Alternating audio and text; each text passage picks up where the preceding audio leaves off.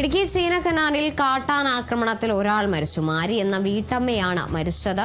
കുട്ടിയെ സ്കൂളിൽ കൊണ്ടുപോകും വഴി കാട്ടാനക്കൂട്ടത്തിന് മുന്നിൽ പെടുകയായിരുന്നു. ബിനീഷ് ആന്റണി ഉണ്ട് വിവരങ്ങളുമായി. ബിനീഷ്, എന്തായാലും സംസ്ഥാനത്ത് കാട്ടാനക്കലിയിൽ ഒരാളുടെ കൂടി ജീവൻ എടുക്കുകയാണ്. എപ്പോഴാണ് ഈ ഒരു സംഭവം ഉണ്ടാകുന്നത്?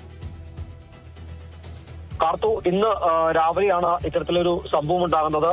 മാരി എന്ന വീട്ടമ്മയാണ് മരിച്ചത്. കുട്ടിയെ സ്കൂളിൽ കൊണ്ടുവിടാൻ വേണ്ടി സിംഗണ്ടത്ത് നിന്ന് ചിന്നക്കനാലിലേക്ക് വരികയായിരുന്നു. കനത്ത മൂടൽമഞ്ഞായിരുന്നു. ഈ അപ്രതീക്ഷിതമായി കാട്ടാന കൂട്ടത്തിന്റെ മുന്നിൽ പെടുകയായിരുന്നു അമ്മയും കുട്ടിയും.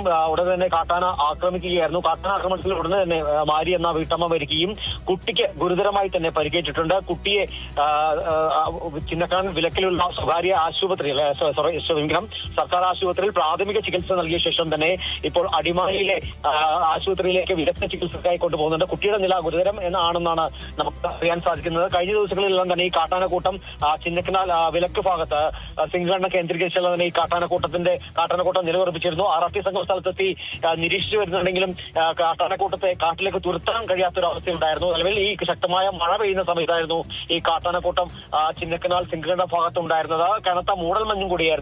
ഈ മൂടൽമഞ്ഞ് ശ്രദ്ധിക്കാതെയാണ് ഈ RRTയുടെ ഒരു ഇൻഫർമേഷൻ കൂടി ഉണ്ടായിരുന്നു. എവിടെ കാട്ടാനക്കൂട്ടം ഉണ്ട്, അതുകൊണ്ട് ശ്രദ്ധിക്കണം എന്നുള്ളൊരു ഇൻഫർമേഷൻ കൂടി ഉണ്ടായിരുന്നു. എന്നാൽ ഈ കുട്ടിയെ സ്കൂളിൽ കൊണ്ടുവരുന്ന വഴി ഈ കനത്ത മൂടൽമഞ്ഞ് കാരണം ഈ കാട്ടാനക്കൂട്ടത്തെ ശ്രദ്ധിക്കാൻ സാധിച്ചില്ല. അതുകൊണ്ട് തന്നെയാണ് ഇത്തരത്തിൽ വലിയൊരു അപകടം ഉണ്ടായത്. ദാരുണമായ ഒരു മരണം എന്ന് വേണം പറയാൻ. ഏതായാലും കുട്ടിക്ക് ഗുരുതര പരിക്ക് തന്നെ ഏറ്റിട്ടുണ്ട്. ഏതായാലും പ്രദേശവാസികളെല്ലാം തന്നെ വലിയ പ്രതിഷേധത്തിൽ തന്നെയാണ്. കാരണം RRT സംഘം കൃത്യമായ വിവരം നൽകുന്നില്ല. അങ്ങനെ കാട്ടാനക്കൂട്ടം ഉണ്ടെങ്കിൽ തുരത്താനുള്ള ഒരു നടപടി ഉണ്ടാകണം എന്നുള്ളൊരു പ്രതിഷേധം തന്നെ ഉന്നയിക്കുന്നുണ്ട്. ഏതായാലും കുട്ടിയെ ഇപ്പോൾ ഗുരുതരമായി പരിക്കേറ്റ കുട്ടിയെ അടിമാലിയിലെ സ്വകാര്യ ആശുപത്രിയിലേക്ക് ചികിത്സയ്ക്കായി കൊണ്ടുപോയിട്ടുണ്ട്. കാർത്തു, ശരി.